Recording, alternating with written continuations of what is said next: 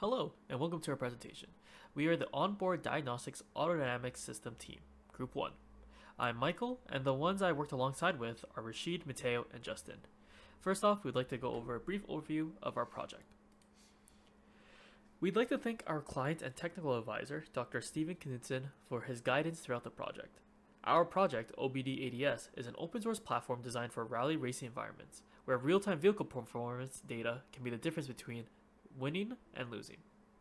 Modern vehicles offer a wealth of data through OBD2 and IMU sensors, but this is often underused. OBD-ADS aims to fix that by combining both OBD2 and IMU data with machine learning to detect driving anomalies and mechanical issues. The system includes an in-vehicle unit with a microcontroller, display, and sensors alongside a Grafana dashboard that visualizes the data and sends alerts in real time, which is fed by a local SQLite database and capable of remote dashboard access. Our objectives were to create a portable, DIY-friendly system that logs data locally, supports offline use, and offers remote access when available. And although we were successful in achieving most of our objectives, some aspects, like running the machine learning directly on the device, were limited by hardware constraints. Despite this, we implemented a functional anomaly detection model externally and laid the groundwork for future improvements, optimized hardware, and a more robust ML pipeline. Hi, I'm Rasheed, and I'll be discussing the functional prototype of our system. It consists of an STM32 microcontroller, which is the white board at the top, a Raspberry Pi, which is on the right, an inertial measurement unit, or IMU, which is the device off to the far left, and finally an OBD cable, which is connected to the CAN transceiver at the bottom of the breadboard. We also have a set of LEDs to indicate the status of the system. This is the IMU. It is an automotive device and is responsible for providing information about the acceleration, rotation, and temperature of the vehicle. The microcontroller configures this device to have a specific functional range and update rate. This controls the resolution and accuracy of the inertial measurements. A wider functional range would result in less accurate values. However, rally racers are susceptible to experiencing high acceleration g-forces. This means we are more concerned about the magnitude rather than the accuracy. This is the microcontroller development board, and it is the primary control system for the data acquisition. The microcontroller initializes the IMU and the CAN bus for further usage. This entails configuring the IMU to enable interrupts to notify the microcontroller when acquisition of data is allowed. It also entails configuring the CAN bus filters to only receive OBD parameter ID responses. After initializing and configuring the devices, it is responsible for executing a state machine. The state machine executes sequentially and is triggered to execute by a timer interrupt. This internal timer is used to accurately execute the state machine every 50 milliseconds. Each time the system executes, it acquires the data from the IMU and OBD. It acquires the data from the IMU using SPI by reading the accelerometer, gyroscope, and temperature sensor registers. Similarly, it requests the OBD parameter IDs over the CAN bus. Then it processes the data and formats it into comma-separated values and forwards it to the Raspberry Pi using UART serial communication. This is the CAN transceiver that is connected to the OBD.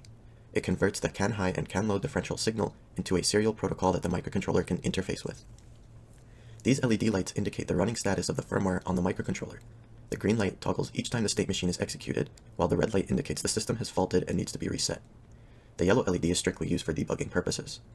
Finally, this is the Raspberry Pi 4. It has a handful of applications to handle writing the data to the database, running a web application to display the data, and running an unsupervised machine learning model. The Pi has a Python script that continuously reads from the UART serial port that the microcontroller is communicating on. It receives the comma-separated values and stores it in the database for web application and machine learning to use. It writes the data into the database in batches by buffering 20 samples in RAM before performing a write operation. Since data is received every 50 milliseconds, a batch size of 20 samples results in 1,000 samples per second. This was the functional prototype that will be used in our demo. Here we can see two screens. To help test our system without needing a running vehicle at all times, we use the Formatics OBD2 emulator app, which is shown on the left. This tool simulates real vehicle data like RPM, speed, throttle position, and more through a virtual OBD2 interface. It allows us to send realistic, customizable data to our system over CAN bus, making it extremely useful for development and debugging. On the right, we have the Grafana dashboard loaded up. Do note that this is half of the dashboard, and the other half will be shown shortly when we show other parts of the demonstration. Here you can see that we are increasing the engine RPM and seeing it reflected soon after in the Grafana dashboard. Next, we change the distance traveled.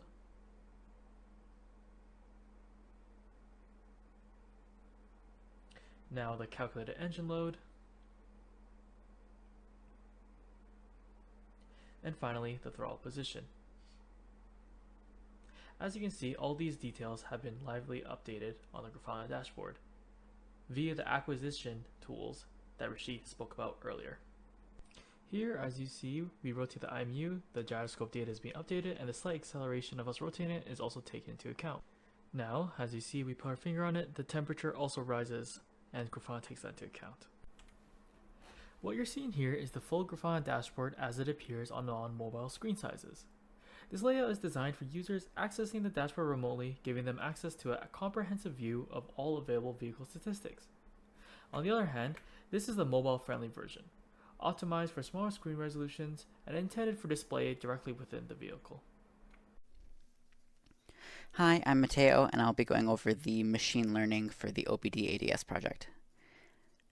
We decided on an unsupervised learning algorithm called Long Short-Term Memory, or LTSM, autoencoder. Specifically, this is a kind of recurrent neural network that's tailored to find patterns in sequential data. To do this, the model split into two parts, the encoder and the decoder. The encoder is where the model takes the input data and compresses it down to a latent representation, which is a vector. Then that vector is input into the decoder segment, which takes that latent representation and tries to reconstruct the original input data. If the error between the reconstructed data and the input data is higher than a given threshold, we detect an anomaly. This is run for every different PID or IMU data we want to detect. Here we can see on the bottom left the training occurring. The training is run every 10 minutes based off the last 10 minutes of data. So this will include any new data that's come in. During the rally race, it will retrain a model and use that model to predict future results. On the bottom right, we can see that there's been previously anomalies detected on the previous data. The anomaly detection is run every 10 seconds on the last 10 seconds of data, and this runs continuously while the program is running. Once the new model is generated, the error detection will switch to the new model. I'm Justin. In review of our project, there are a few things that went well during development. The CAN transceiver used in place of the OBD to UART converter provided with the Freematics OBD emulator worked well and was easy to implement within our system. It led to more deterministic and faster output of data from the emulator, given a PID query from the prototype device. As well, to address the issue of lack of wireless connectivity in remote areas where rally races are often held, using a custom access point through hardware enabled wireless connectivity from a smart device, such as a navigator in the car. This allowed for real-time monitoring apart from the LCD on the hardware. Finally, the choice to use a powerful development board for the initial prototype of the system proved to be helpful in having a variety of options for speed, data processing, and pinouts for connections. Initially, using an STM MPU with an integrated ARM processor and microcontroller worked well until we ran into issues that caused us to switch to the Raspberry Pi 4, which had similar resources. Of course, there were many difficulties in developing the prototype. Starting with the database, we initially planned to use InfluxDB as a time series database for the log data. As we couldn't install this on a 32-bit OS on the STM MPU board, we ended up switching to SQLite3 with timestamps. As well, on the STM MPU, to configure the correct speeds and hardware configurations, low-level settings had to be changed in the kernel, and therefore a new kernel had to be built. This was not a straightforward process and negatively affected our timeline to develop functionality for the system.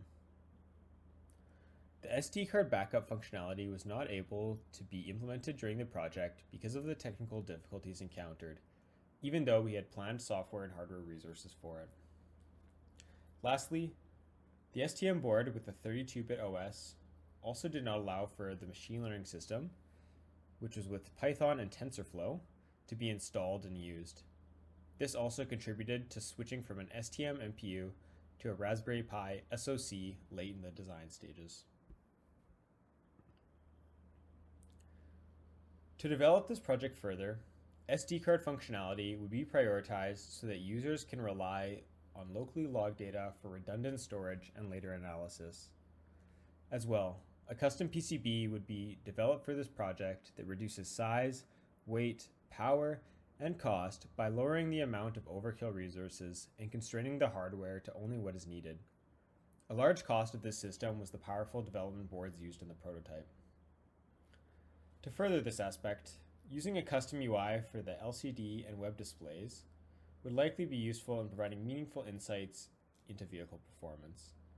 Combined with an enhancement of machine learning capabilities, which may involve more advanced models and training on more data, the info displayed would better accurately represent the vehicle's performance. Overall, this project was a great learning opportunity and demonstrated a minimum functionality prototype based on the proposal given. We would like to thank Dr. Stephen Knudsen and Steve Drake. They're both very helpful in designing and developing this project. Thank you so much for your support and watching this presentation. We hope you enjoyed.